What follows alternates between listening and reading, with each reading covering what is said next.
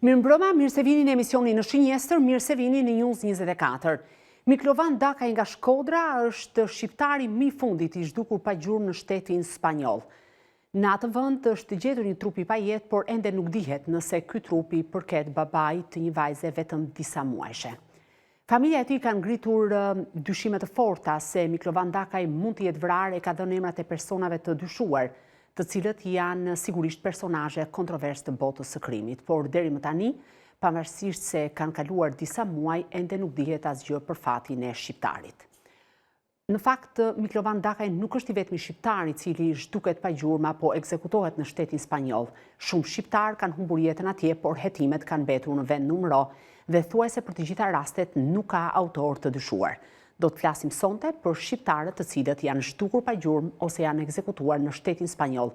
Atje ku në fakt nisen me idenë se do të shkojnë ndoshta për pushime e ndoshta për të pasuruar shpejt, por më pas humbasin jetën në mënyrë makabre. Sikurse më herët ka qenë edhe rasti i Taulant Malçit, një të riu që u zbulua nga emisioni në Shënjestër. Pikërisht për këtë temë, unë do të kem të ftuar dy kolegë gazetar, do të kem Sokol Deman nga Report Televizion, mirëmbrëma Sokol, mirë se erdhe. Mirëmbrëma Klodi, faleminderit. Dhe Andi Borën nga Sken Krimi në TV Televizion, mirëmbrëma Andi, mirë se erdhe, mik i përhershëm i emisionit. Faleminderit Klodi. Përpara se të ndalem me kolegët në një bisedë të detajuar në studio për arsye se pse shqiptarët zgjedhin Spanjën, do të ndjekim një dokumentar mbi zhdukjen dhe më pas gjetjen e një trupi të pajet në Spanjë që u dyshua fillimisht që i përkiste Miklovan Dakaj. Çfarë deklaroi babai i tij në policinë e Shkodrës, cilat ishin dyshime që ngriti bashkëshortja e Dakajt në policinë spanjolle dhe si u arrestuan disa prej personazheve të cilët dyshohen se kanë lidhje dhe çfarë po ndodh në lidhje me hetimet e këtij rasti.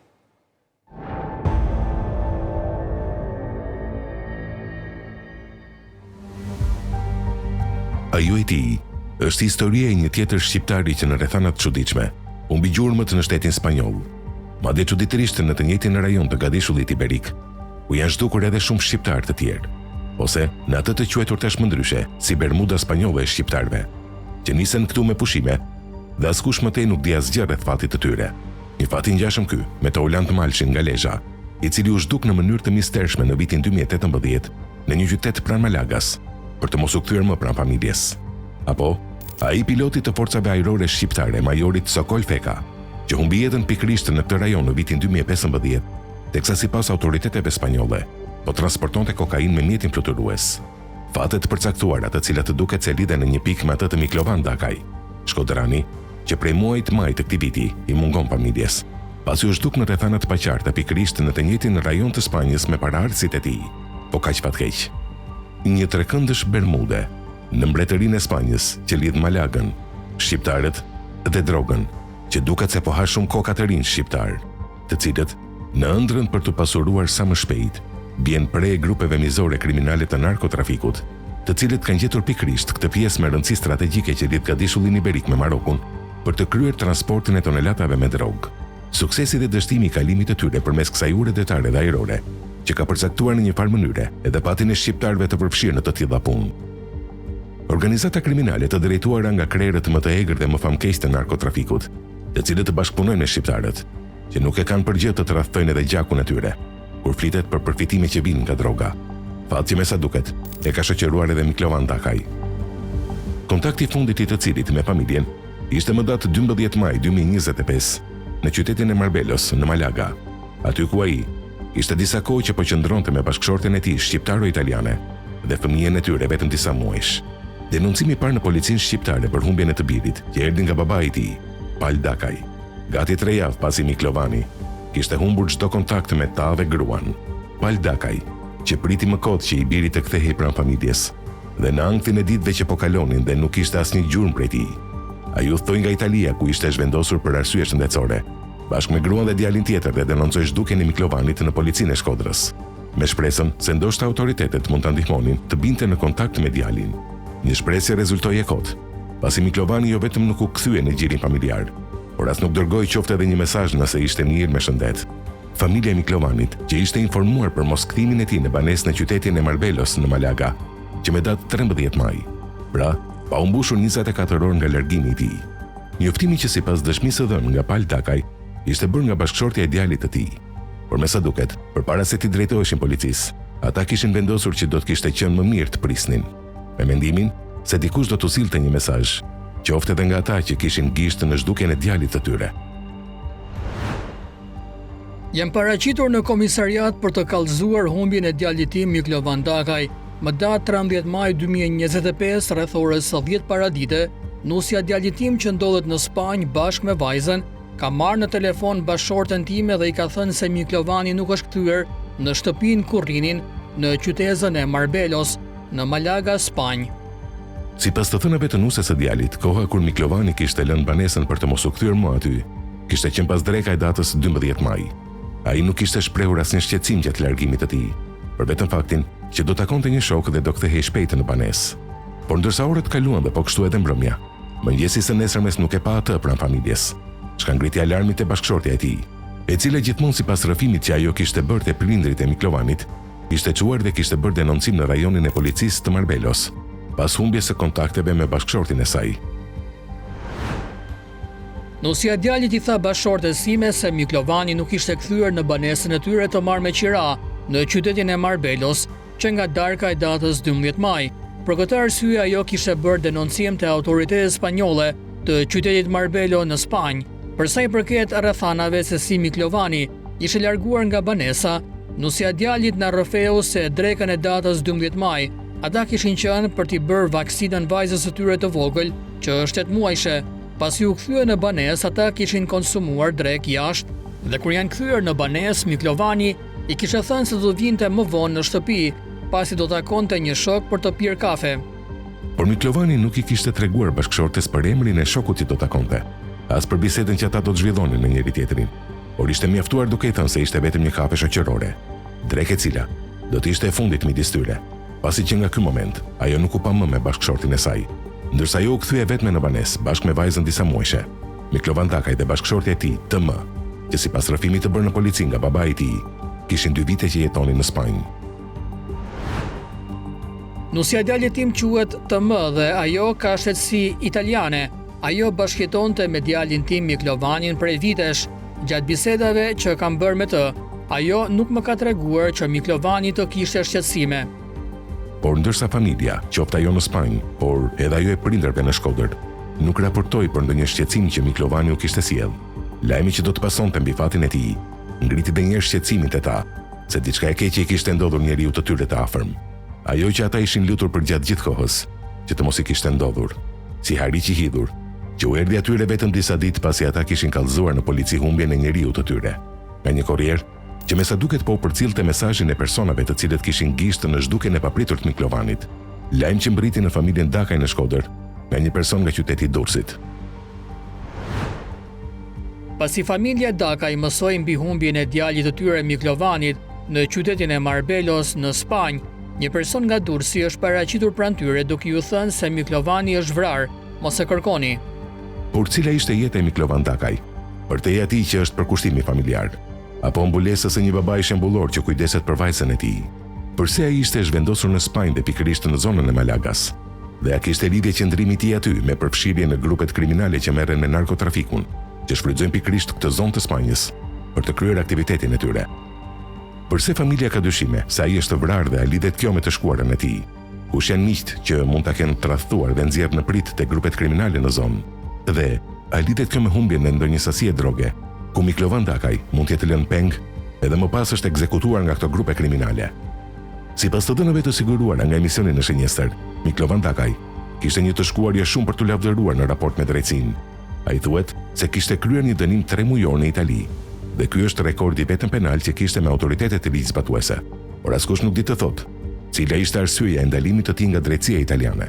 Por ndërkohë që prisnin me ankth çdo lajm rreth fatit të tij, në muajin shtator, familjarët e Miklovanit morën një lajm se një trup i pajet, që dyshohet se mund të ishte i tij, ndodhej në morgun e një spitali në Spanjë.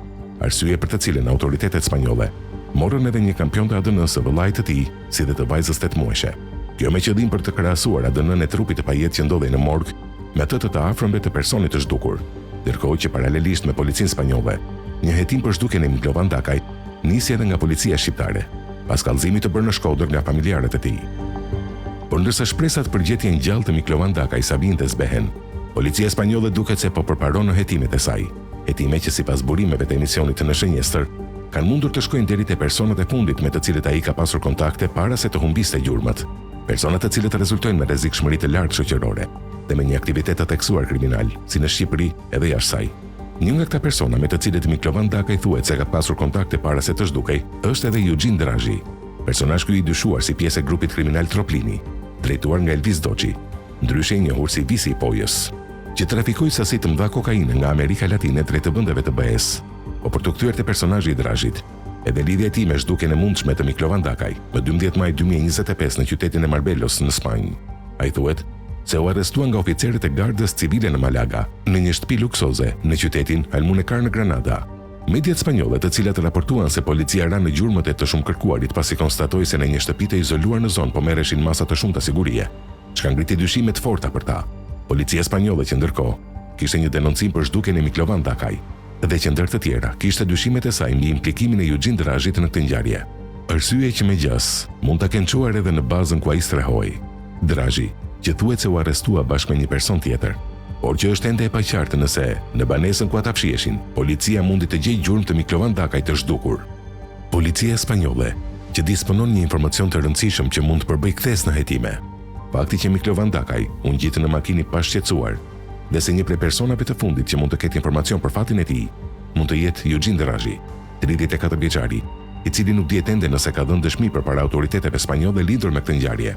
Ai është ekstraduar drejt Shqipërisë, por nuk dihet nëse autoritetet shqiptare i kanë marrë dëshmi lidhur me zhdukjen e Miklovan Dakaj, ndërsa po hetojnë për pastrim parash në kuadër të organizatës kriminale përmes kompanive të tij. Eugene Drazhi, 34 vjeç, zotëron kompaninë Majestic Construction, e cila është vënë në sekuestër nga SPAK bashkë me 9 prona të tjera, po të tija. Vendimi për sekuestrimin e Majestic Construction dhe 9 sipërfaqeve të tokës është marrë me 21 maj 2025, ndërsa është ekzekutuar në Qendrën Kombëtare të Biznesit dhe zyrën e hipotekës Durrës. Një tjetër emër i njohur të botës së krimit, që bashkëshortja e Miklovan Dakaj e denoncoi në policinë spanjolle si të dyshuar për zhdukjen e njeriu të saj, është Flodian Plaku, që mban edhe 2 mbiemra, Mamo dhe Seriani. Ky i fundit, që është në akuzë për ekzekutimin e gëntjambetjas, ish polici i burgjeve që u ekzekutua në banesën e tij në datë 15 mars 2024, i lidhur me bandat kriminale në zonë dhe përtej. Hetuesit kanë dyshime se Miklovan Dakaj mund të ketë rrethuar Rohan Brahimin, alias Sidorel Prendin, që u ekzekutua në Athinë për datë 9 maj 2024. Vetë pak orë pasi kishte mbritur aty nga Dubai për të takuar bashkëshorten dhe djalin e tij. Sidorel Prendi, që ishte pjesë e klanit kundërshtar të gëntjambetjas, i cili dyshohet se kishte gisht në ekzekutimin e ish policit të burgjeve, krim që dyshohet të jetë kryer për hakmarrje. Një seri ngjarjesh dhe episodesh kriminale që janë shpërndarsa në Shqipëri dhe jashtë saj, që kanë sjellë një lumë gjaku brenda krimit të organizuar, që tashmë po eliminon vetveten edhe jashtë kufive të Shqipërisë.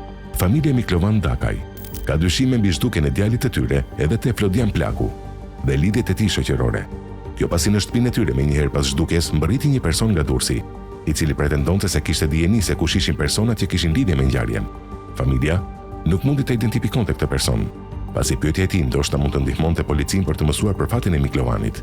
Pistat për zhdukjen e këtij personazhi, që dyshohet që ishte implikuar në rrjetet e narkotrafikut, janë të shumta, por se është e vështirë për të gjetur fijet se si këto organizata veprojnë dhe kahet se si fryjnë erërat.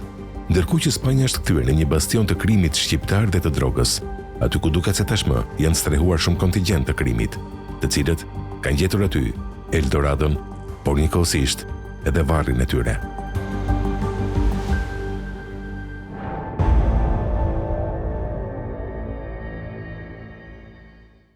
Andi, a kemi të reja nga hetimet për rastin konkret, për sa kohë ka patur fillimisht një bashkëpunim mes autoriteteve shqiptare dhe atyre spanjolle, kush janë të dhënat më të fundit dhe nëse ka diçka në raport me fatin e Miklovan Dakajt? Shiko, përsa i përket fatit të le të themi Miklovan Dakaj, duhet të thënë që është një histori e cila mbetet ende e paqartë për fatin e tij, nëse është ende gjallë apo ka vdekur. Të dyja pistat janë të mundshme, por sigurisht familjarët tashmë dyshojnë që ai mund të ketë vdekur dhe mund të jetë për shkak të lidhjeve të rrethit të tij shoqëror.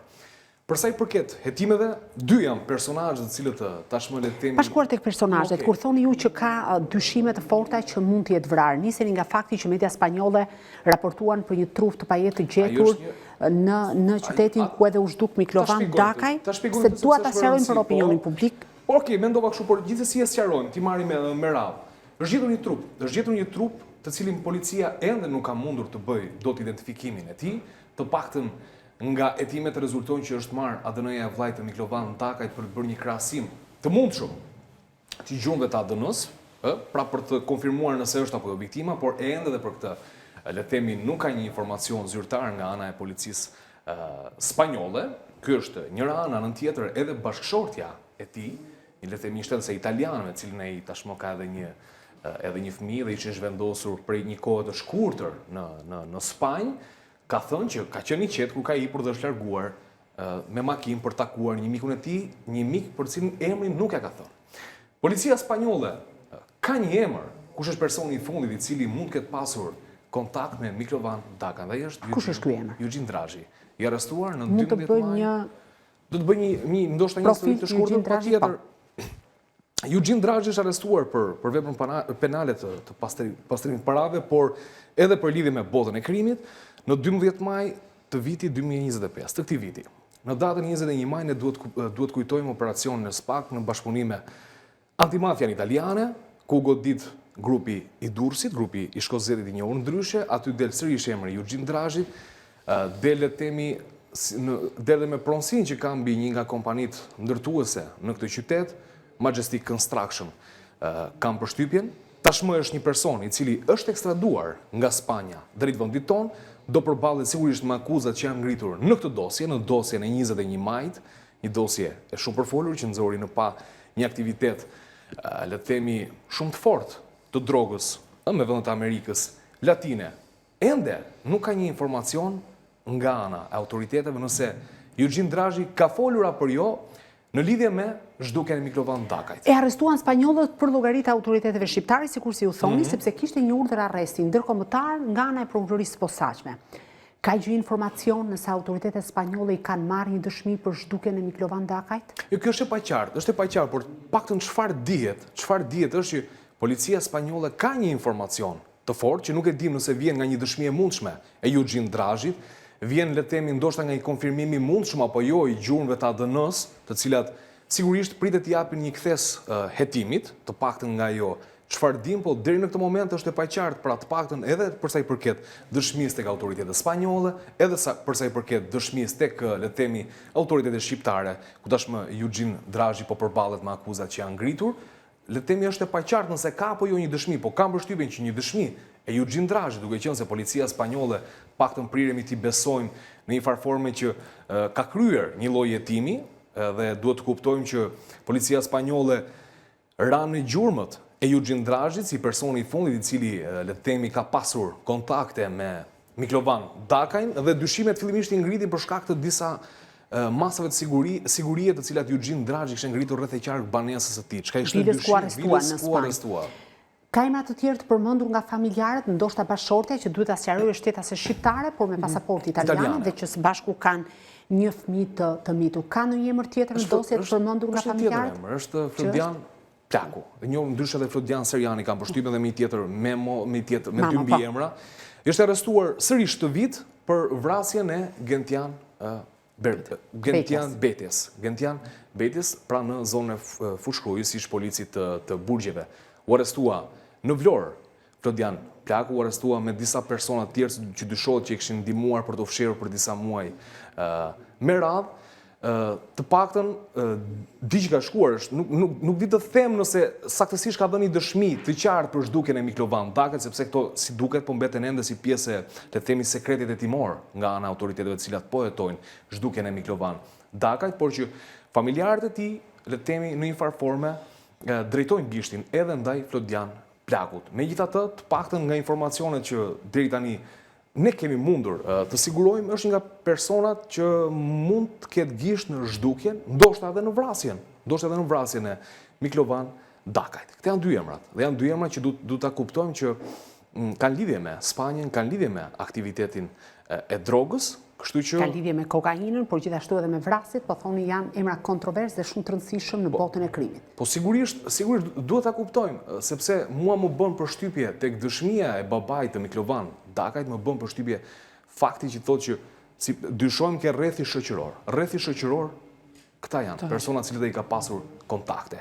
Kështu që nga ky moment unë besoj që do duhet kishte një bashkëpunim ndoshta edhe më të fortë nga ana e autoriteteve shqiptare në raport me autoritetet spanjolle, pasi kemi të bëjmë, le të themi, me atë trekëndçin e Bermudës, ju cilësua edhe në dokumentarin tuaj, ku përshduken shumë shqiptarë, të paktën 5 apo 6 vitet e fundit, dhe është shtyrë, le të themi, në portën kryesore, ku pritet droga masive nga Amerika Latine. Ndoshta nëse do të vazhdojmë, do të ndalemi patjetër. Sokol, Andi e përmendi, në fakt familjarët e kanë përmendur ose kanë ngritur dyshime rreth Flodian Plakut. Ai u arrestua dhe ju mund ta sqaroni gjatë një aksioni të operacionales dhe forcave Renea në qytetin e Florës në kuadër të një tjetër procedimi, pra i dyshuar kryesor për ekzekutimin e Gentian Betjas. A keni ju informacion, pra kanë rrjedhur të dhëna nëse është pyetur në lidhje me zhdukjen e Miklovan Dakajt dhe a ka të dhëna që mund të jenë marrë nga celularët e tij për shkak të sekuestrimit? Në fakt, që për momentit kur është arrestuar për një tjetër llogari, pra për rastin e vrasjes së Gentian Betjas, sigurisht që kanë rrjedhur, si thuaç, zhvillimet në raport me arrestimin primar, pra të tij. Sigurisht, deri tani besohet që nuk ka akoma një dëshmi të qartë të tij sa i përket pra rastit konkret mbi dyshimet që ka pra familja e Miklovan Dakajt për zhdukjen e tij, por rrethanat në të cilat ata e tregojnë pra dhe afrimitetin që ka patur me Dakajn dhe po ashtu edhe e shkuara e tij kriminale bën atë një prej personazheve kyç që mund të ketë pra lidhje direkte pra edhe me zhdukjen apo qoftë edhe me vrasjen e këtij të fundit. Ka disa celularë të cilët janë gjetur pra në vendin ku ai është arrestuar nga ana e forcave Renea, të cilët sigurisht duan kohën e tyre për të ekspertuar dhe për të kërkuar nëse mes tyre mund të ketë një provë që mund të bit për autoritetet tona, qoftë edhe ata spanjolle që ai ka një gisht çfarë do të qoftë ai, qoftë si ekzekutor apo qoftë si bashkëpunëtor, pra si pjesë e grupit pra për eliminimin e Dakajt. Unë kam përshtypjen që nëse nuk është bërë deri tani dhe nëse nuk ka akoma një raport të aparateve celular, besoj që mund të jenë provë shumë e rëndësishme, pra deri edhe në vijim kur mund të hapen, të ekspertohen dhe të nxirren materiale me rëndësi pra për hetim. Për rastin e Dakajt apo flisni edhe për raste tjera? Pra mund të jenë celular që mund të japin të dhëna për hetuesit për ngjarje të ndryshme kriminale, po? Në rastin konkret, besoj që edhe për Dakajn, por sidomos për ngjarje të tjera kriminale, duke padur parasysh se ai është një personazh kyç sa i përket trafikut pra të lëndëve narkotike, po ashtu edhe të vrasjeve, por edhe aktiviteti i tij pra në Spanjë mund ta zgjeroj rrezën. Pse jo vetëm tek zhdukja e Dakajt, por edhe tek personazhe të tjerë të cilët janë zhdukur në të shkuarën dhe ndoshta për të dhënë informacione më të plota ku mund gjenden komunikimi pra mes tij dhe personazheve të tjerë të botës së krimit për të hedhur apo për të hequr pluhurin nga disa ngjarje që kanë mbetur ndoshta të pasbardhura në të shkuarën. Tashmë nuk kemi më skaj ECC, por me marrjen e materialeve të tilla siç janë aparatet celular, ndoshta shpresa është për të shpërorosur shumë ngjarje, në mesin e të cilave pse jo edhe kjo e Dakajt. Sokol, ju e thoni me drejtë që patjetër ndoshta në të ardhmen nga marrja e dhënave në celular mund të ketë edhe një ndoshta detaje ose të dhëna në lidhje me zhdukjen e Miklovan Dakajt. A keni ju informacion që autoritetet spanjolle të kenë kërkuar përmes letërporosive të dhëna për Eugene Drazhin, që në fakt e kthyen nga ande ku e kishin të arrestuar, për Flodian Plakun apo lidhjet e tyre shoqërore, duke i parë si persona dyshuar në lidhje me këtë zhdukje?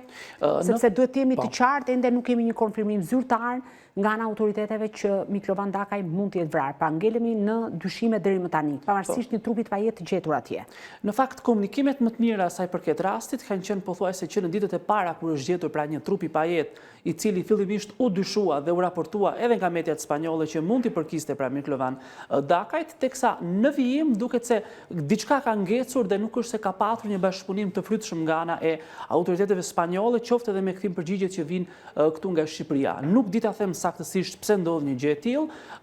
Nëse mund të hedhim një paralelizëm, Shqipëria ka bashkëpunime me disa shtete të tjera dhe i ka shumë të mira në rastin konkret për shembull është Italia, por me Spanjën, pavarësisht disa edhe marrëveshjeve të firmosura, qoftë edhe për ekstradimet, duket se ngec në disa raste dhe të paktën deri pak kohë më parë, nga komunikimet që kam patur, kanë ngecur diçka dhe përveç se nuk ka një përgjigje nga ana e Spanjës nëse zyrtarisht është apo jo Miklovan Dakaj, trupi i pajet që është gjetur atje disa muaj më parë, po ashtu edhe ngërçi i komunikimit vjon të jetë, nuk di ta them saktë sepse midis dy shteteve, po si të gjë tjetër, edhe nëse është i zhdukur dhe nëse është i vrarë, në të dyja rastet jemi përpara një ngjarje kriminale që duhet patjetër të zbardhet. Duhet të zbardhet, duhet dhënë në një farë forme shkëmbim informacioni për të çuar drejt plotësimit të puzzle-it, pra dhe për t'i dhënë një përgjigje zyrtare, dhe pse nuk po ndodh, mbetet e paqartë. Ka disa javë që vijohet me termat, ka hetime, po vijojnë hetimet, por nuk ka akoma një rezultat të plotë. Bora, familja ka ngritur pretendime që pas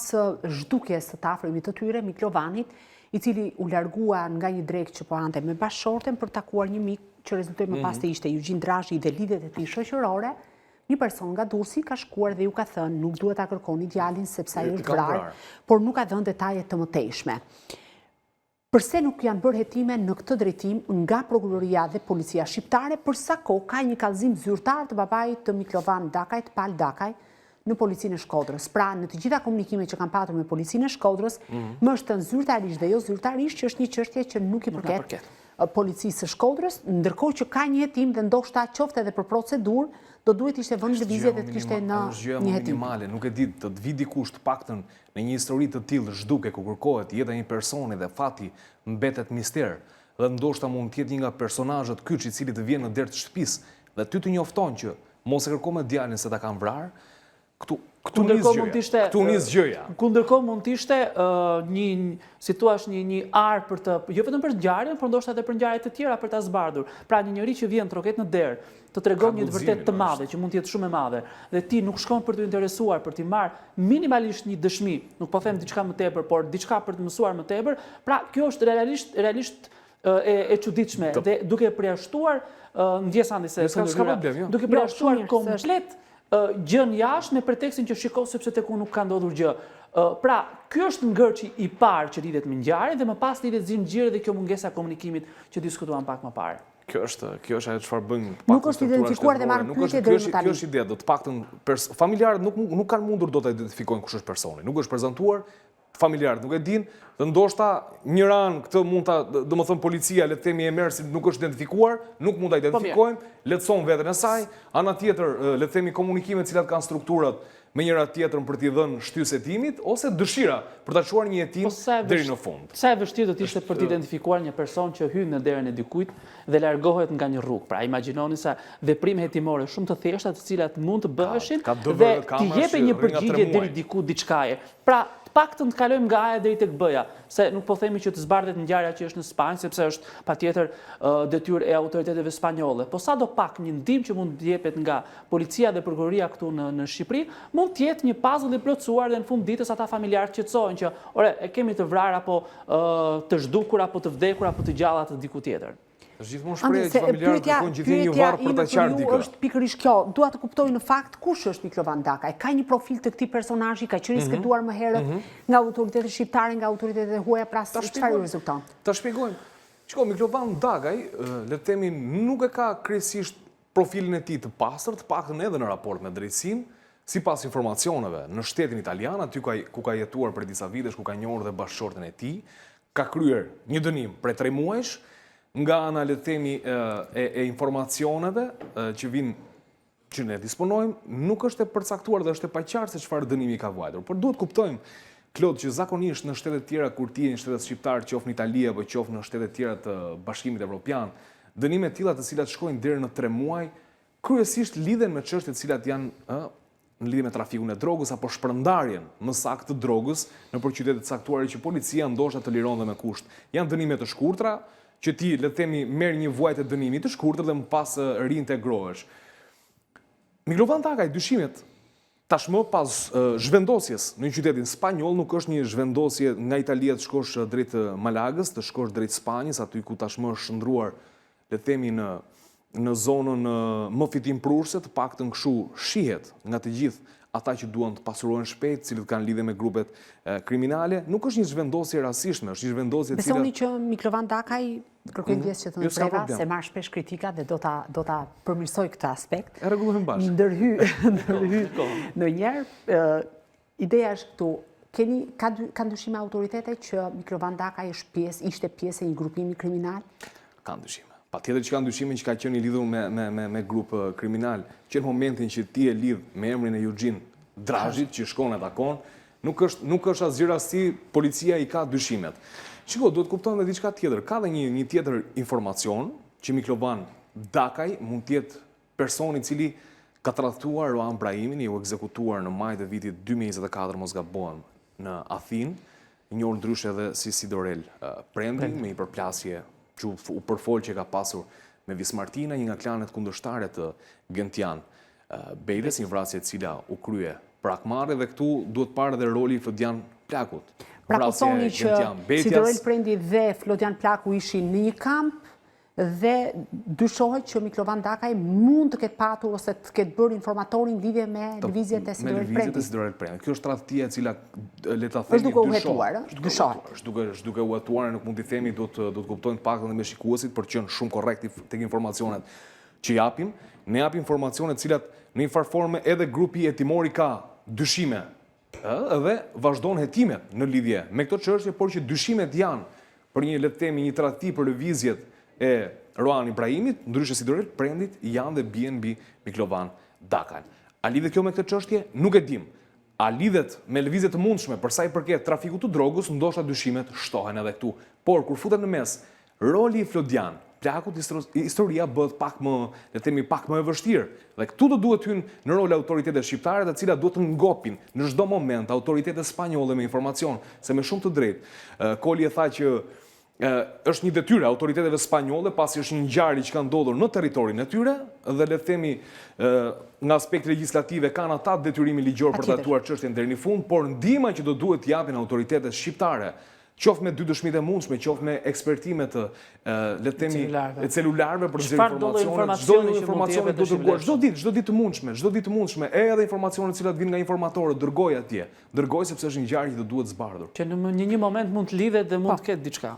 Po, Sokol, dua të ndalem pak te informacioni fundi që dha Andi, që ka dyshime të forta që Miklovan Dakaj mund të ketë patur informacion për lëvizjet e Roan Ibrahimit, dhe ndoshta grupimi kriminal i Roan Ibrahimit ka patur dyshime që ai mund ta ketë tradhtuar. Këto janë vetëm dyshime dhe kjo mund të ketë sjell edhe hakmarrjen. Mund t'i themi shkurt opinionit publik çfarë përfaqësonte Sidorel Prendi ose Roan Ibrahimi, për shkak se i mbante dy emrat, aty është vrarë babai, ka një sër ngjarjesh më pas edhe ai që mund të njihet si një ndër njerëzit ose kundërshtarët e tij, Gentian Betja, u ekzekutua në Larush të Fushkryes, pra mund të bëjmë një lloj profili të këtij personazhi dhe çfarë përfaqësonte në botën e krimit, që mund të ketë një hakmarrje kaq të fortë dhe kaq të madhe nga ana e grupimit të këtij kriminal për shkuar deri në Spanjë për të zhdukur një person i cili ndoshta sipas tyre mund të kishte folur për Roan Ibrahimin. Shiko, bëhet fjalë për një personazh relativisht kompleks, i cili është përfshirë pra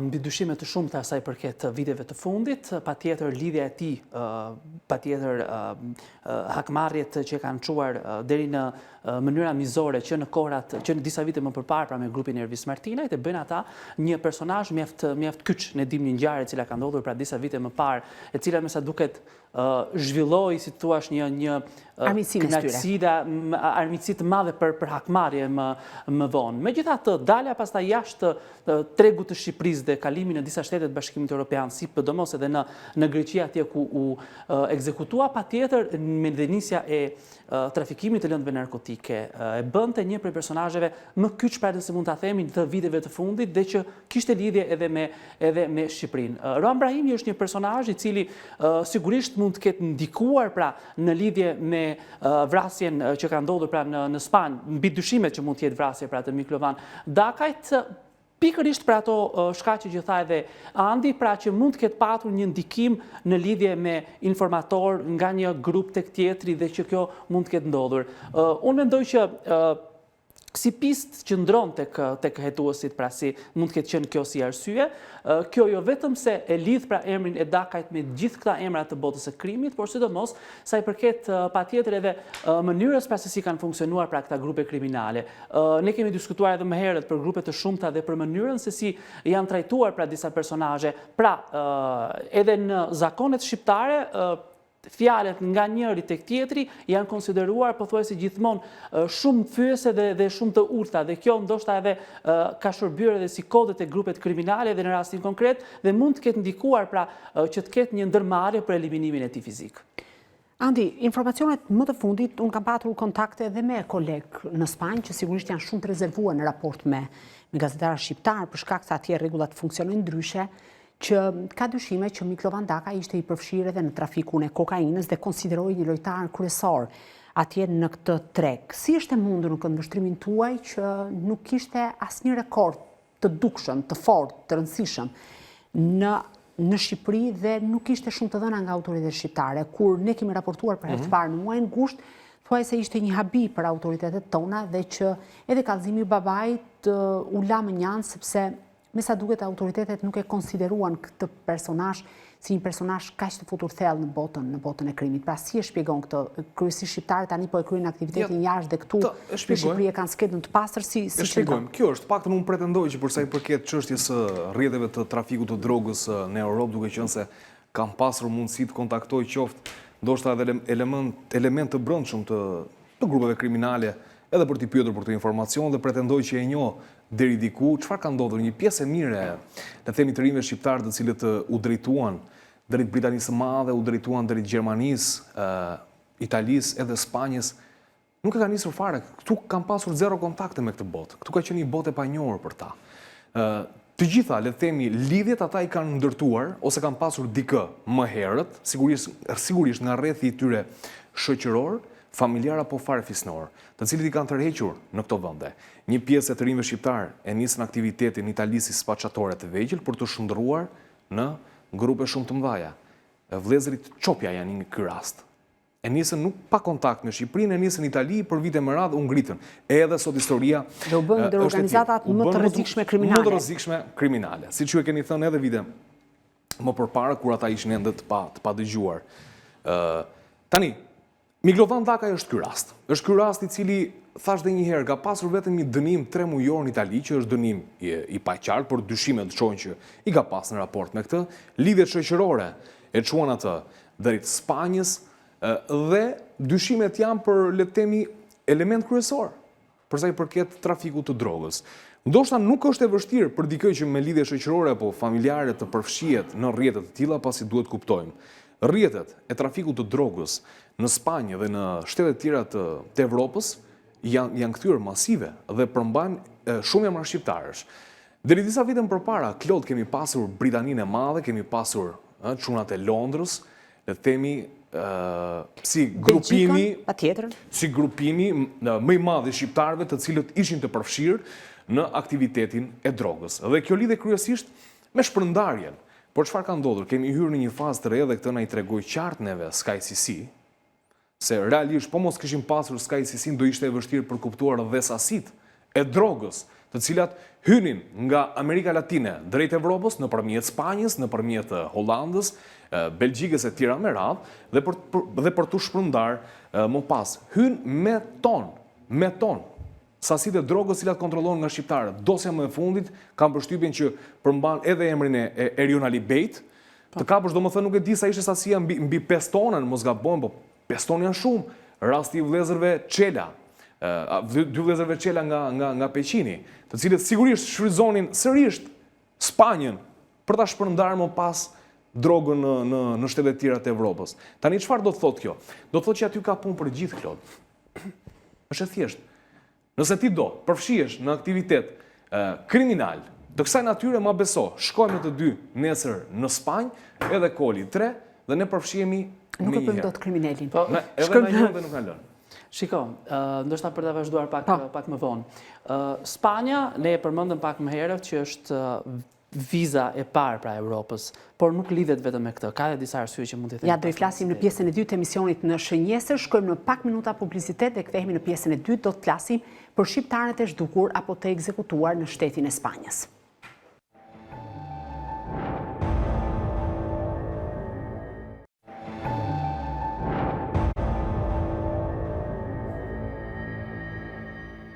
Jemi rikthyer live në pjesën e dytë të emisionit në Shënjestër dhe po flasim për shqiptarët e zhdukur apo të vrarë në shtetin spanjoll. Për fat të keq, ka patur një numër të lartë të shqiptarëve fati i cilëve nuk dihet e po ashtu janë ekzekutuar, por sa i përket autorsisë thuajse nuk ka patur raste të zbardhura. Jo vetëm Miklovan Dakaj, por edhe Taulant Malçi është një tjetër shqiptar të cilin zhdukjen e cilit emisioni në Shënjestër e ka trajtuar disa kohë më parë dhe ka patur një dëshmi ekskluzive të nënës të riut, i cili edhe sot nuk është mësuar asgjë për fatin e tij. Do të pyes sonte Andi Borën se çfarë ndodhi me Taulant Malçi. Na mund ta rikthejmë edhe një herë këtë histori, sepse ka qenë ndoshta ndër historitë më tronditëse që unë kam mbuluar në karrierën time profesionale, por besoj edhe për gazetarë të tjerë, një djalë i vetëm që lihet peng për sasi droge, por edhe sot nuk dihet asgjë se çfarë ka ndodhur me ta. Taulant Malçi ishte 23 vjeç, Klot kur u zhduk në 20 janar të vitit 2022, siç e thatë edhe ju që përmendët që u la peng, lihet një lloj garancie nga miku i tij për një vlerë të një sasie droge që shkonte rreth 500.000 euro. Ka qenë një grup kriminal me kurdë dhe shqiptar. Është lënë tek një kurd, që tash sigurisht janë në bashkëpunim me shqiptarët dhe zhduket. Ka qenë në makinë, ka qenë bashkë me një mikun e tij, por në makinë sipas autoriteteve spanjolle ka hipur me Fatbard Dervishi, njohur ndryshe si Fatbard Doda, një person i cili u arrestua 3 vite pas zhdukjes së Malçit. U arrestua diku në një nga hotelet në autostradën Tiranë-Durrës, ku plagosi të dashurën e tij në shpatull. Ky person atë ditë ka qenë me Taulant Malçin në makinë. Kjo është informacioni që ka policia. Megjithatë, sot e kësaj dite, ky person, edhe pse është arrestuar nga autoritetet shqiptare, nuk ka pranuar të flasë. Të paktën nga çfarë diu, nuk ka pranuar të flasë, sepse është ngritur një akuzë nga shoku i Malçit, që Taulant Malçin e kanë vrarë dhe e kanë hedhur në det. Ky është informacioni. Kjo është një zhdukje në atë kohë. Pikërisht duke qenë se u la peng për këtë sasi droge. Se do të kuptojnë që zakonisht grupet kriminale në raport me, le të themi, kur ka të huaj, që do duhet të kryen transakcione të mëdha, qoftë financiare, qoftë sasive të drogës, shpesh shkojnë dhe vendosin qoftë veten e tyre, qoftë miqtë e tyre si garanci e këtij transporti që sasia e drogës merret, le të themi, nga origjina dhe shkon deri në destinacion dhe kryhet i plot transaksioni financiar. Përse zgjodhen pikërisht Taulant Malçin grupi kriminal? Sepse në informacionet që ne kemi marrë në atë kohë, në bisedat që kemi bërë me nënën, sepse babai, nëse ju kujtohet, ndroi jetë teksa kërkonte.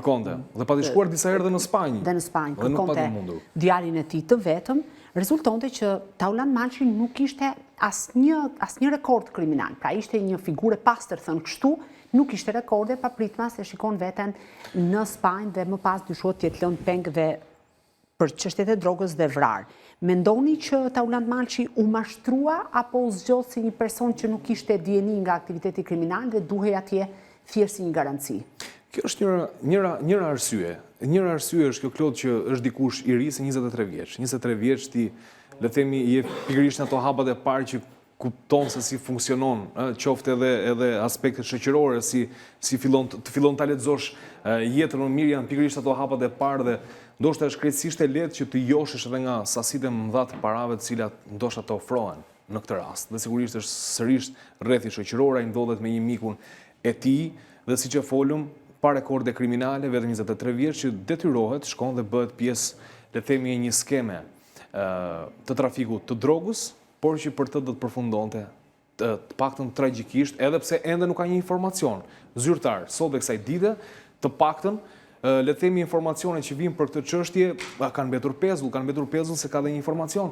Të paktën di që prokuroria e Lezhës pati dhe një autor të dyshuar të kësaj çështje, të arrestuar. Në atë kohë, por nuk e mori kurrë në pyetje. Kjo është e rëndë. Fatkeq. Që duhet ta themi. Dhe nuk e di se çfarë ndodh tani, përse do duhet t'i lënë në këtë lloj gjendje. Është dosje arkivuar aktualisht. Ka ngelur pezull. Kështu që do të thotë është arkivuar aty, fillon i zë pluhuri këtë dosje. Sokol, duat kaloj te një rast tjetër. Unë kam trajtuar dhe këtë rast më herët, po dua të dini se ka patur zhvillime nga autoritetet shqiptare sa i përket vrasje, sepse ishte një ngjarje e tillë pra rënjes Sokol Fekës, e helikopterit të cilin me cilin fluturonte, brenda në bordin e cilit u gjet edhe një sasi e madhe lëndësh narkotike. A kemi sot një ide se si një prej pilotëve më të mirë të forcave të armatosura shqiptare humbi jetën në atë mënyrë në Spanjë, dhe a kemi një ide se si ishte larguar drejt Spanjës, a kanë patur informacione autoritetet shqiptare që ishte përfshirë në çështjet e trafikut të drogës? Çfarë e shtyu Sokol Fekën të hynte në këtë aktivitet kriminal? Pra, pas kaq vitesh për ta rikthyer edhe një herë atë çfarë ndodhi dhe si e shohim ne sot? Kanë kaluar tashmë 10 vjet pra nga ngjarja, bëhet fjalë për janarin e vitit 2015 në mos gaboj, kur ai ka udhëtuar pra nga Shqipëria në 20 janar më saktësisht në drejtim të Spanjës, pra ka lënë shtetin shqiptar, përmes një procedure njoftimi krejt të pazakontë dhe as pak normale për shkak të postit që ai mbante si pilot i forcave ajrore të forcave të armatosura, pra duke njoftuar autoritetet vetëm përmes Facebookut, kur ndërkohë ne dim shumë mirë se çfarë procedurash do të plotësohen për të marrë lejen dhe për të kaluar, pra për të udhëtuar në drejtim të shteteve të tjera. Pra, kjo ka qenë procedura që ai ka ndjekur dhe me sa duket në atë kohë është pranuar pra nga ana e prorëve të tij. Pasi ka udhëtuar, 8 ditë më vonë, pra ka ndodhur ngjarje e rëndë dhe nga rrëzimi i këtij helikopteri, pra brenda tij është gjetur edhe një sasi shumë e madhe e lëndëve narkotike, në mos gaboj diku tek 1 ton cannabis sativa, aty ku ka vërtetuar pra veprimtarinë kriminale të një ushtaraku shqiptar, sepse edhe pse piloti i forcave të armatosura i tillë ishte. Kanë kaluar 10 vjet klot dhe nuk është bërë asgjë në këtë drejtim, pra nuk është kuptuar kur çfarë ka ndodhur. Autoritetet tona nuk kanë kërkuar apo nuk e kanë hetuar aq sa duhet ngjarjen konkrete, pra njëjtësi ajo që e përmendi pak më parë Andi për rastin e parë, edhe kjo duket se ka qenë e arkivuar. Dyshimet kanë qenë se mund të ketë patur persona që mund të merreshin në pyetje, që mund të jepnin pra materialet mjaftueshme për të çuar drejt zbardhjes në tërësi. Është rasti edhe një gruaje të huaj e cila mund të jepte informacion në lidhje me përfshirjen pra të një ushtaraku shqiptar. Keni informacion nëse autoritetet shqiptare kanë kërkuar pyetjen e kësaj gruaje për të dhënë informacion lidhur me takimet që ka patur me Sokol Fekën në shtetin e Spanjës? Fakt është që nuk është marrë në pyetje deri më tani. Pra, nëse autoritetet shqiptare do ta kishin bërë një gjë të tillë, patjetër që mund të ekzistonte një përpjekje të paktën për ta ulur në tavolinë dhe për të folur. Një gjë e tillë nuk ka ndodhur dhe praktikisht nuk është marrë në pyetje për të dhënë një version pra të saj, të lëvizjeve që ai kishte kryer atje, të personave që mund të ketë takuar, qoftë shqiptarë dhe të huaj që i kishin futur pra në këtë treg të madh, për të qenë krejtësisht i pakënaqur pra me ndoshta me pagesat që merrte në ushtrinë shqiptare dhe për të zgjedhur pra anën tjetër të krimit për të kaluar pra ndoshta si një pilot i aftë dhe i rekrutuar nga grupet kriminale për trafikimin e lëndëve narkotike. Sokol, dua të ndalem pak këtu sepse në atë kohë ka patur edhe ushtarak të tjerë të cilët kanë udhëtuar në drejtim të Spanjës dhe patjetër që nuk di nëse ka patur një hetim të brendshëm nga ana ushtrisë shqiptare lidhur me këta ushtarak të cilët kanë udhëtuar atje në shoqërinë e Sokol Fekës, dhe është bërë një hetim i detajuar të paktën administrativ për të kuptuar a kishin këta lidhje me trafikun e drogës, a ka sot një kujdes të shtuar pas këtij rasti në raport me ushtarakët të cilët marrin leje dhe mund të jenë përfshirë në aktivitet kriminal jashtë vendit? Shiko, Klodi, për aq kohë sa kanë qenë fakte të cilat janë vërtetuar, pra që kanë qenë të përfshirë me trafikun e drogës, më tepër se sa për të patur një hetim të plot dhe për ta zbardhur si rast, qoftë edhe me personat e tjerë të përfshirë, autoritetet kanë qenë ndoshta më të vëmendshme për të mos përsëritur rastet. Pra, për të qenë më të kujdesshëm që detyrat të kryhet për dhënien e lejeve, për mënyrën se si do të procedohet në vijim, për personat të tjerë pjesë të ushtrisë, qoftë edhe të policisë në rastin konkret, për ta zgjeruar rrezën. Por duket se sa i përket rasteve konkrete, pra nuk është se ka patur një verifikim të plot pra për çuar drejt përgjegjësisë, qoftë edhe e pror, qoftë edhe persona të tjerë të cilët kanë qenë pra të përfshirë dhe që kanë shoqëruar atje edhe Sokol Fekën. Njëjtë si të gjitha rastet pothuajse më parshme edhe në rastin konkret. Në fund të emisionit unë do të kem edhe një pjesë tjetër dokumentari që kanë përmendur disa nga rastet ku shqiptarët janë ekzekutuar në Spanjë, e që dyshohet e kanë qenë atje pjesë të grupimeve kriminale, pjesë të grupimeve të rrezikshme, të cilët kanë trafikuar tonelata kokainë nga Amerika Latine në drejtim të vendeve të Bashkimit Evropian, në rastin konkret baza ka qenë Spanja, janë personazhe thuajse të panjohur për Shqipërinë, por që sigurisht atje kanë humbur jetën. Sokol, në të gjithë eksperiencën tënde, a keni një shpjegim ju përse shqiptarët po e zgjedhin sidomos në 10 vjeçarin e fundit, po e zgjedhin kaq shumë Spanjën për të shkuar atje dhe cili është aktiviteti kryesor ku ata janë të përfshirë, pra aktiviteti kriminal ku ata janë të përfshirë, sepse për fat të keq një pjesë e mirë e tyre përfshihen në grupime kriminale. Shiko, Klodi, ka një gjë interesante që ka ndodhur të paktën me racën tonë, me shqiptarët. Nëse në fillim të viteve 90 ne u shpërndam në vendet fqinje, përfshirë këtu edhe ndoshta Britaninë e Madhe, nga Greqia, Italia dhe Britania e Madhe, me kalimin e kohës duket se tregu u të imbush në këto vende dhe ambicia shqiptarëve për të ushtrirë akoma më tepër patjetër e bën pra që të zgjeroheshin. Pse pikërisht Spanja? E para, e tham pak më herët, që është vija e parë pra e kufirit me Europën që pastaj mund të shpërndash në të gjithë territorin e kontinentit vjetër, pra sasitë më dha të kokainës. Spanja ka një vijë bregdetare shumë të gjerë që i ka falur natyra për të bërë të mundur edhe hapjen e një numri të konsiderueshëm të porteve. Linjat që e lidhin Spanjën me vendet e Amerikës Latine, të paktën është një prej shteteve europiane kryesore me linja direkte. Sigurisht që e bën një shtet mjaft ambicios për të shkuar dhe për të investuar në këtë drejtim. Pasi flasim më tepër për linjat të kokainës, të cilat vijnë pra nga vendet e Amerikës Latine dhe që kryesisht në portet e Valencias, të Barcelonës e më gjerë. Pika tjetër që pse është zgjedhur Spanja dhe janë lënë ato portet e Belgjikës, të Hollandës që kanë qenë pak më herët ndoshta si pikë kyçe. Spanja nuk është ai shteti tradicional i Europës që mund themi siç është Gjermania, Franca, që kanë pak një sistem më të fortë sa i përket kontrollit. Spanja është pak më liberale, qoftë edhe si shtie punonjës të portit është pak më thjeshtë se sa në këto vende. Dhe shqiptarët patjetër që e kanë kuptuar dhe janë lëshuar për ta bërë një gjë të tillë. Nga ana tjetër, Spanja e ka këtë lidhjen e madhe me kokainën për shkak të vendeve latine të cilat kanë të njëjtën gjuhë, kanë të njëjtën kulturë, kanë të njëjtën mënyrë të funksionuarit në tërësi dhe për këtë arsye e bën pra Spanjën, jo vetëm për shqiptarët, por edhe për grupe kriminale të fuqishme qoftë të Ballkanit, por edhe të vendeve të tjera, për ta konsideruar si vendin kryesor pra për sjelljen e kokainës. Duke qenë se shqiptarët tashmë janë faktor shumë i rëndësishëm i trafikut të kokainës, patjetër që do të zbarkonin edhe atje, sepse ne kemi arritur që të deportojmë nëpër vendet e Amerikës Latine. Ju keni bërë edhe misione më herët për njerëz të botës së krimit të cilët kanë arritur të shtrinë tentakulat nëpër kartele shumë të rëndësishme atje. Imagjino në Spanjë që konsiderohet shumë afër me Shqipërinë dhe patjetër këto janë disa prej ato arsyeve që unë i konsideroj si kryesore që shqiptarët janë në një farë mënyre janë treguar mjaft pra kanë gjetur një bazë të re, po thoni. Pra kanë gjetur një bazë të re, po gradualisht po largohen nga Belgjika, po thoni ju, dhe Holanda për të shkuar kryesisht drejt Spanjës. Dhe kështu e shpjegoni ju dhe shtimin e rasteve të zhdukjeve dhe të vrarëve atje, të shqiptarëve të cilët kanë humbur jetën? Besoj se po. Për aq kohë sa ka kaq shumë që shkojnë dhe e zgjedhin pra për të kryer aktivitetin e këtyre të paligjshëm, normalisht edhe numrat rriten sa i përket edhe vrasjeve apo vdekjeve të shqiptarëve që merren po me trafikim të lëndëve narkotike.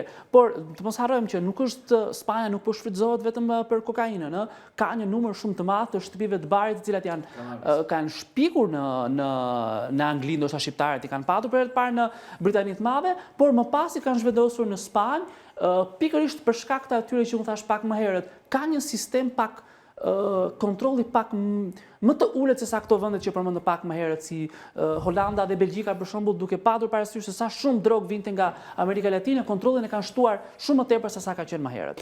Andi, kemi ne një tipologji të grupimeve kriminale shqiptare të cilat kanë bazën kryesore në Spanjë, kemi folur më herët për Belgjikën, kemi folur për Holandën, Mbretërinë e Bashkuar, Francën her pas here, po ndërkohë sikur kemi lënë pak më njanë Spanjën. Pse preferojnë shqiptarët Spanjën dhe cilët janë grupimet kryesore në këndvështrimin tuaj që janë vendosur atje, pra e kanë si bazë kryesore këtë vend? Çfarë ndodh? Sokoli bëri një shpjegim shumë të mirë, pasi ne duhet kuptojmë që të paktën përballë Amerikës Latine, drejtuar syt në Evropa, mund të zgjidhej Franca, mund të zgjidhej Portugalia, por për shkak të shumë faktorëve që tashmë u përmendën është zgjedhur Spanja.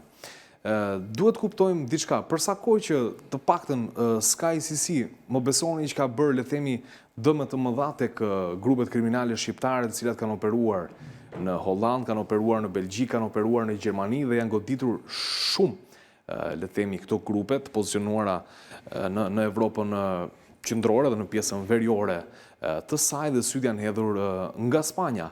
Do të kuptojmë diçka. Spanja nuk shfrytëzohet vetëm, le të themi, nga grupet që janë të pozicionuar aty.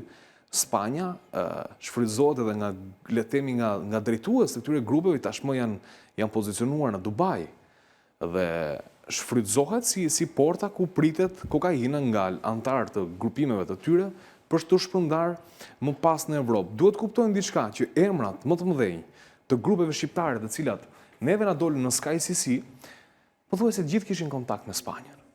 Dhe thënë kjo, përsa i përket tipologjisë së grupeve kriminale, do të thotë që më të fuqishmit kanë zgjedhur Spanjën. Të paktën nga jo.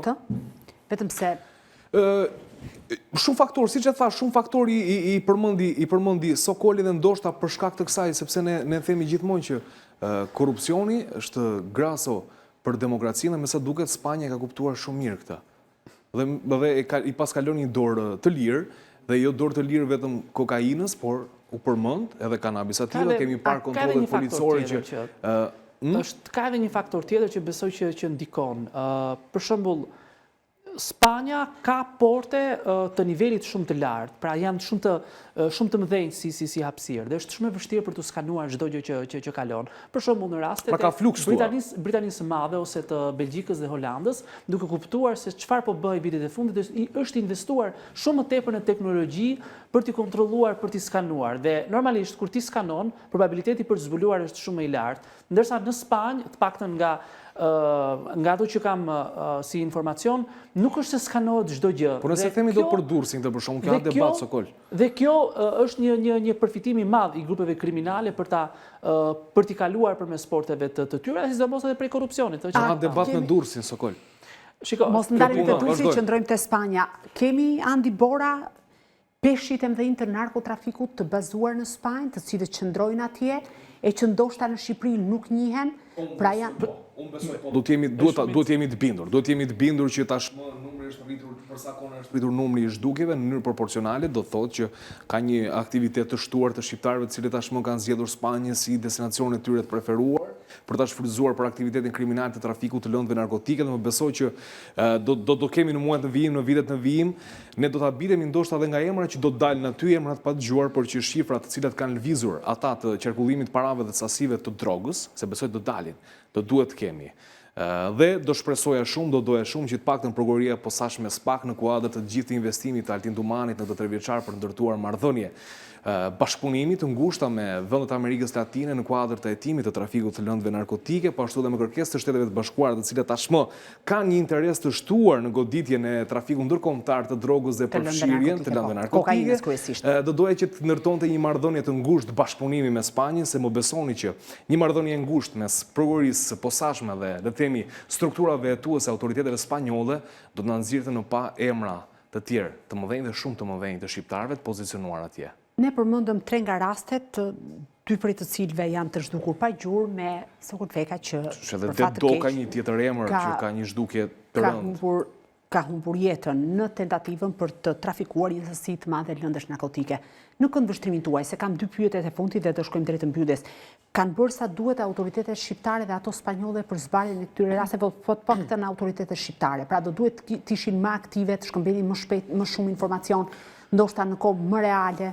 Të kesh të dyshuarin dhe mos ta pyesësh këtu bie gjithë filozofia se çfarë do thotë një strukturë hetuese, edhe jo më tepër të shkosh pasaj tek çështja e bashkëpunimit. Për mua kanë çaluar të gjërat, do vazhdojnë të çalojnë. Duhet kuptojnë që ndonjëherë ndërtohen burokracitë pa nevojshme mes strukturave hetuese dhe jo më kot unë përmenda që bashkëpunimi do duhet të rritet mes strukturave hetuese të vendit tonë edhe autoriteteve spanjolle. Të paktën në rastin e le të themi Miklovan Dakajt, unë di që policia spanjolle ka një informacion i cili mund t'i japi kthese timit, ka një informacion të rëndësishëm, po themi, po se çfarë informacioni është, këtë do duhet ta shohim edhe pak. Kjo është një dhënë e marrë nga familjar. Patjetër. Kështu që ta themi dhe këtë ta sqarojmë, por që për sa i përket ngjarjeve të tjera do të thotë që nuk është bërë mjaftueshëm. Nuk është bërë mjaftueshëm se të paktën do duhet konfirmoj nga dikush që shiko, personi i zhdukur është gjallë apo është vrarë dhe është hedhur diku, trupin hajde tani gjendet apo nuk gjendet është tjetër histori.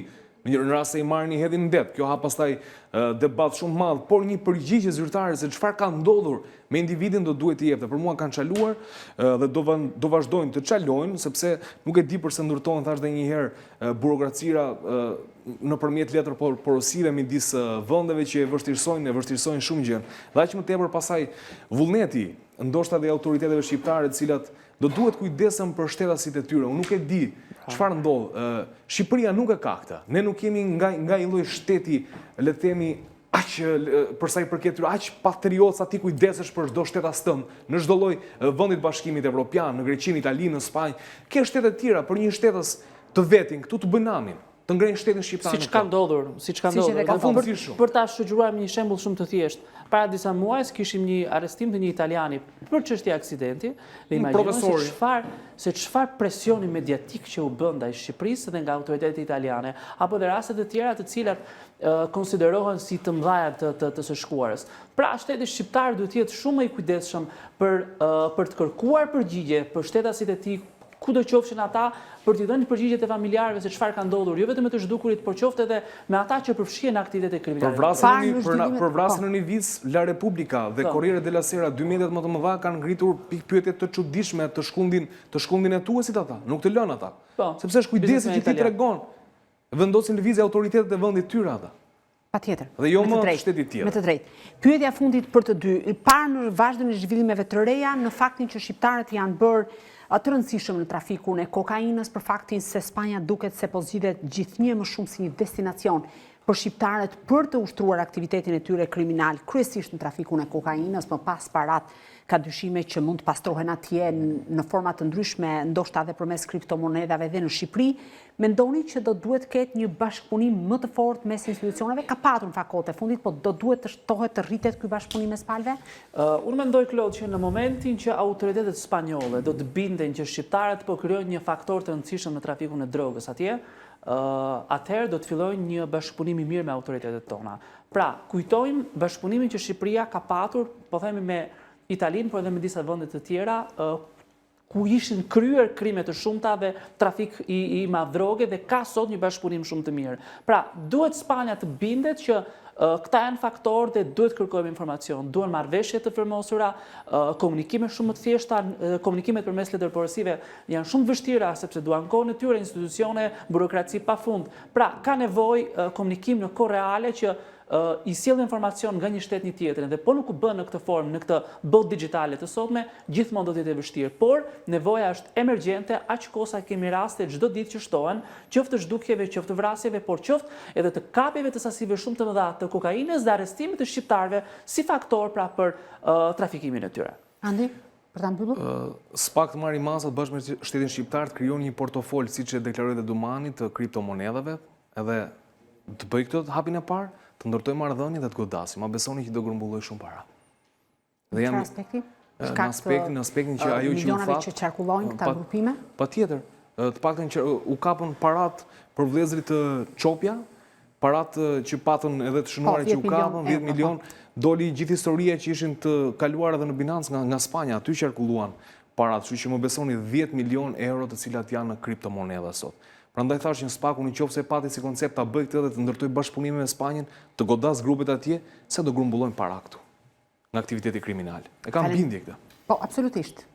Faleminderit Andi Bora për gjithë kontributin në Shënjestër, faleminderit Sokol Dema nga Report Televizion. Të nderuar teleshikues, ky është emisioni në Shënjestër për këtë mbrëmje. Unë ju lë në shoqërinë në një dokumentari ku kemi përmbledhur disa nga rastet e shqiptarëve të zhdukur apo ekzekutuar në shtetin spanjoll. Bashkë do të rishihemi të martën e ardhshme në orën 19:30. Deri atëherë, natë e mirë.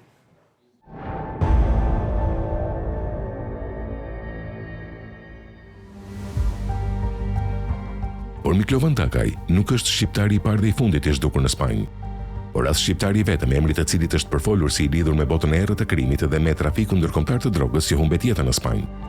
Dhe konkretisht në zonën e Malagas, e cila përballë kadetin dhe në krahun tjetër Marokun. Majori i aviacionit shqiptar Sokol Feka ishte duke drejtuar një helikopter mbi qiellin e Malagas në Spanjë, kur në janar të vitit 2015 udhëzua edhe në bordin e mjetit fluturues që ai pilotonte u gjetën 1 ton kanabis. Helikopter që pas rrëzimit u gjet disa orë pasi ishte zhdukur nga radarët në malet që rrethojnë komunën Gaucin.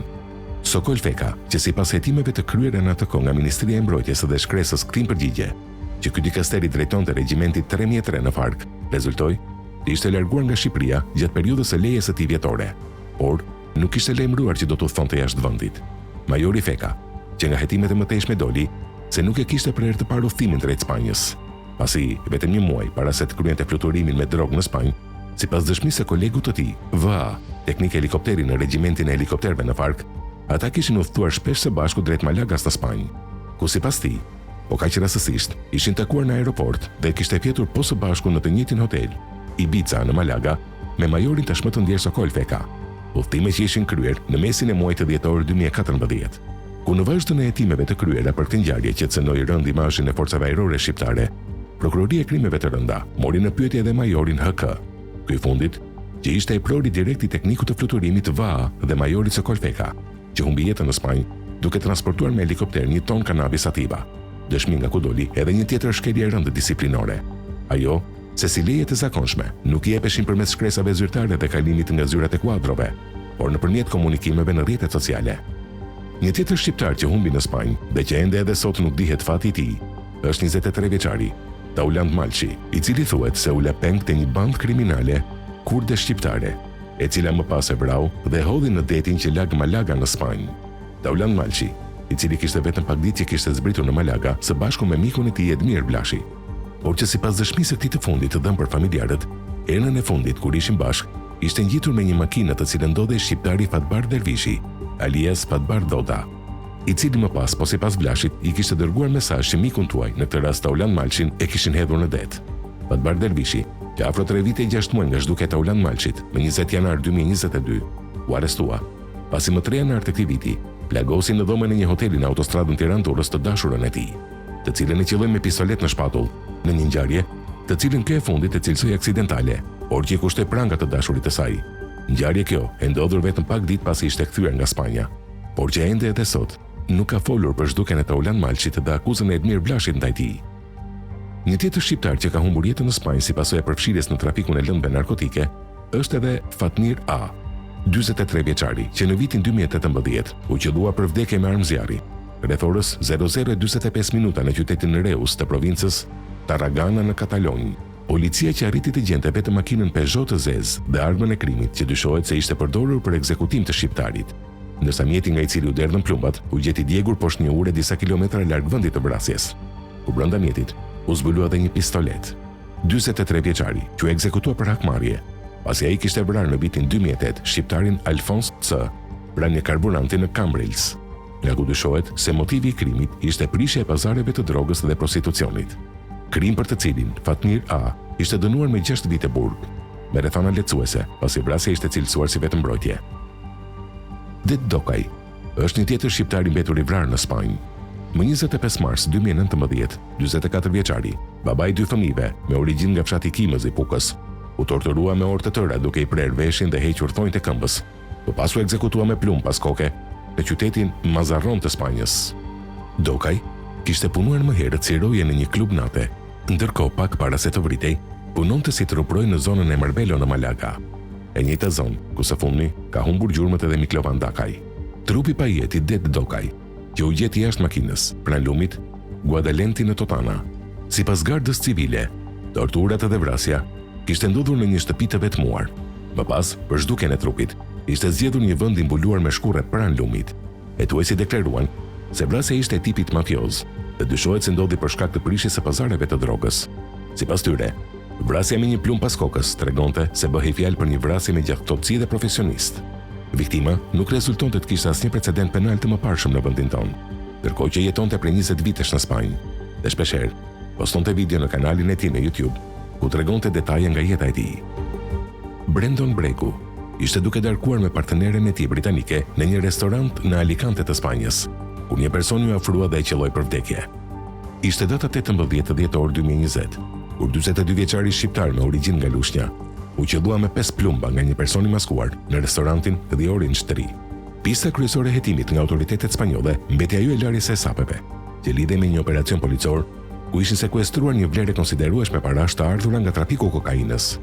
Brendon Bregu, që reklamonte një jetë luksoze, dhe që në krahun e tij mbante të gdhëndur një tatuazh me mbishkrimin Santino, por që ishte arrestuar 2 herë në Spanjë për trafik të lëndëve narkotike si dhe trafikim të armëve. Një tjetër shqiptar që i bashkohet listës së gjatë atyre që janë vrarë në Spanjë është edhe Endrit Sinaj, 29 vjeçari, i cili u qellua me armë zjarri më 23 prill 2023 në Girona të Spanjës. Teksa i humbi jetën në dyert e urgjencës së spitalit Trueta de Girona, rreth orës 19, ku u la nga 3 persona të cilët u larguan me një mjet tip Audi të zi. Sinaj, që ishte një i ri me precedent kriminal, ku vetëm pak ditë pas lirimit me kusht pasi ishte arrestuar gjatë një operacioni kundër trafikut të marijuanës në Marbelo. Marbelo, që del edhe këtu, si në rastin së fundit të zhdukjes së Miklovan Dakaj. Sinaj, që ishte arrestuar së bashku me një bashkëdhetar tjetër në La Selva, ku gjykata në Marbelo i kishte dhënë atij lirimin me kusht, ndërsa shoku i tij mbeti në qeli. Endrit Sinaj, që rezultonte i arrestuar më parë në Vlorë në vitin 2020 si pjesë e një grupi prej 5 personash teksa po futeshin për të kryer një grabitje, të maskuar si policia të armatosur, u kapën brenda shtëpisë së Fidel Çaushit, në fshatin Hadëraj Selenic. Të rinjt, para se të organizonin grabitjen, kishin kontrolluar me dron zonën në territorin e banesës, duke planifikuar çdo gjë, por hasën rezistencën e vëllezërve Çaushi.